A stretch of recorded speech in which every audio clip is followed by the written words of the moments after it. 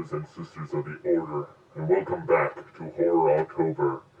And today we shall be covering the Beast of Gévaudan, a creature so foul and evil, a mystical werewolf of France.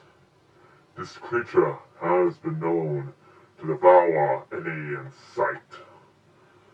Let us entice you with the tale of this demonic Beast of France. Folklore from all across the world is filled with monsters and strange animals reported to exist somewhere deep in the wilds, away from the eyes of modern science. But few creatures of legend have amassed the human kill count as a snarling nightmare of 18th century French folklore. The Beast of Gévaudan. Descriptions of the beast vary from tale to tale, and reports may have been greatly exaggerated owing to public hysteria. However, all agree that it was quadrupedal and particularly large, approximately the size of a small horse, with thick fur, long claws, and teeth perfect for tearing into flesh and bone. Alleged witnesses and contemporary art portrayed the beast as having traits quite similar to a large wolf or a hyena, though the beast's tail was also reported to have been notably longer than a wolf's, with a prominent tuft at the end, not unlike a big cat.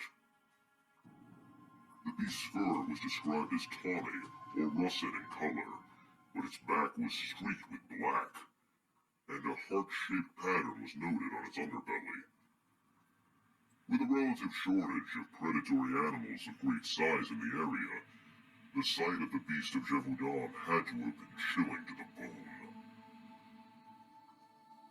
Whatever it may have looked like, the beast terrorized the general area of the former province of Gévaudan, now called Lozère, in south-central France.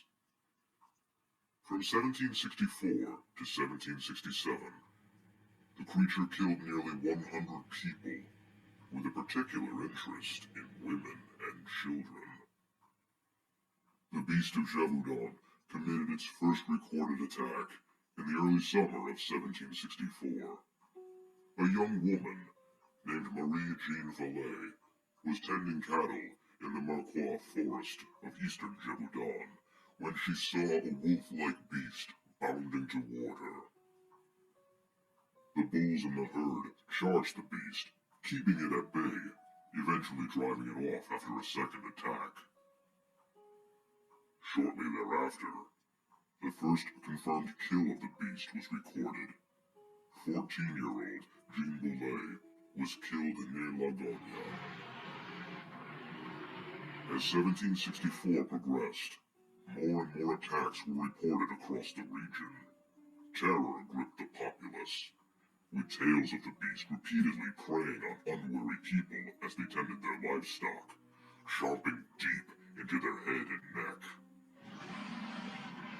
The beast had claimed so many victims within such a short time that by the end of the year, rumors began to circulate of the possibility of a pair of animals or an entire pack being responsible.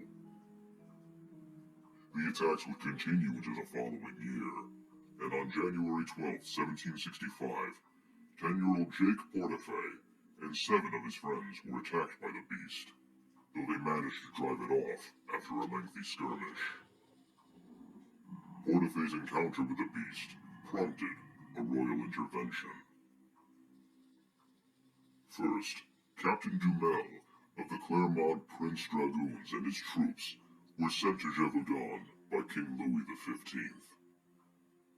Although extremely zealous in his efforts, non-cooperation on the part of the local herders and farmers stalled Dumel's efforts.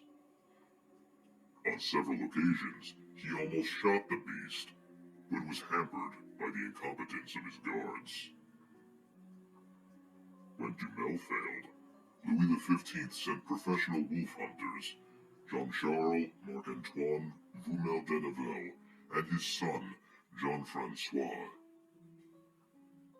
Father and son D'Anneval arrived in Clermont-Ferrand on February 17, 1765, bringing 8 bloodhounds specialized in wolf hunting. Over the course of the next 4 months, the pair hunted for Eurasian wolves, believing that one or more of these animals was the beast in question.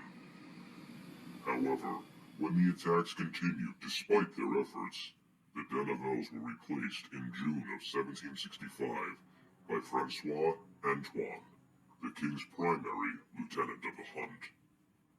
In late September, Antoine and his nephew shot a large wolf near an abbey at Chaux, which was assumed to be the beast. Antoine was awarded with money and titles, and the animal's corpse was stuffed and sent to the royal court. But attacks started again that December, though this time, the beast seemed different.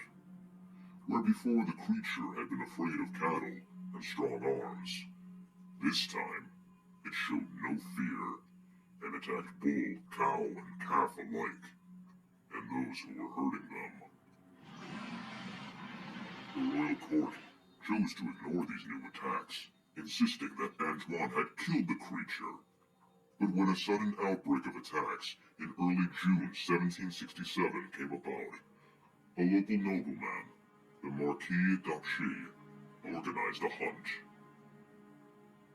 By June 19th, one of the hunters, named John Chastel, shot a wolf on the slopes of Mount Mouchet. An autopsy of the animal revealed human remains inside, and the animal had non-wolf characteristics as described by witnesses.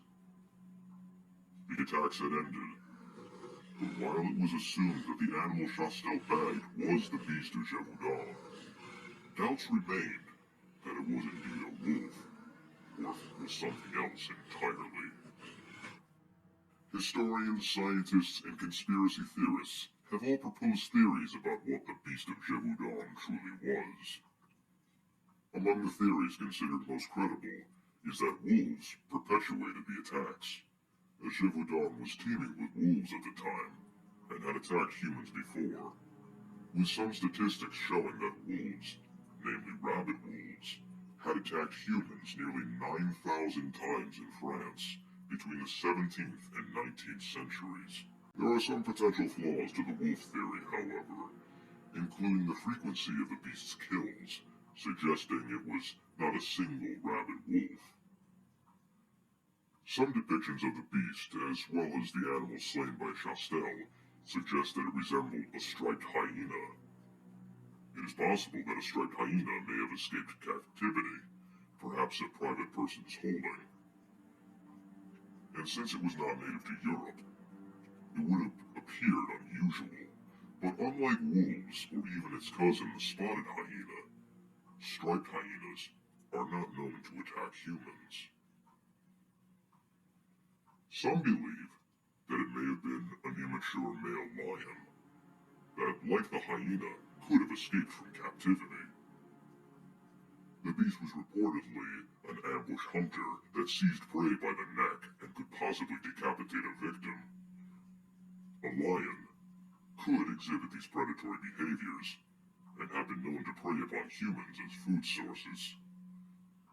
Additionally, the territory of the beast, at roughly 56 by 50 miles, aligns with a lion's typical range. Eyewitnesses in France at the time were likely not familiar with living lions, and what they knew about them came from very stylized imagery. A subadult male does not have a fully developed mane, and sometimes has a mohawk type of stripe running down its back, matching descriptions of the beast by eyewitnesses.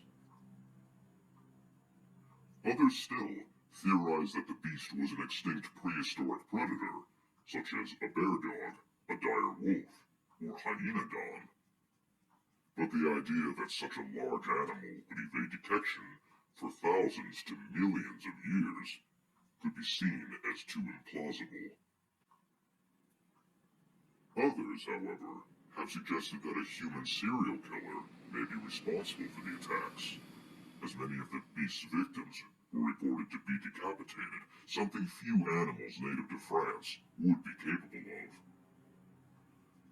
While it is unlikely that a killer would roam about for victims in broad daylight wearing a pelt, those who support this theory believe that a human killer could have used an animal to carry out the crimes.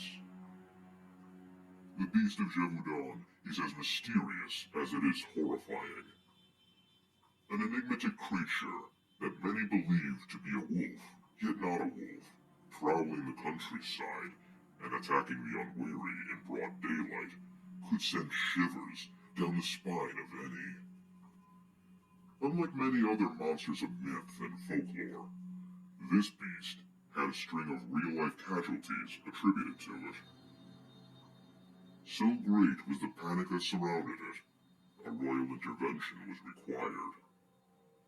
And although there are strong arguments and multiple theories about the identity of the beast, I'll admit that the truth will never be fully known. Now, I hope that you are aware. The Beast of Gévaudan is not to be taken lightly. A creature of evil. So it's known. Never has it ever been found today.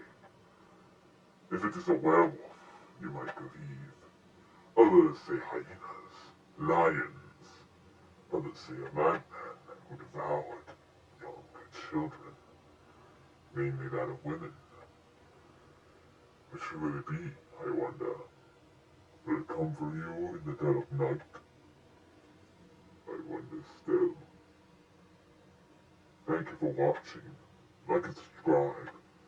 And as well, check out more of our Horror October videos. And I will be seeing you on October 31st.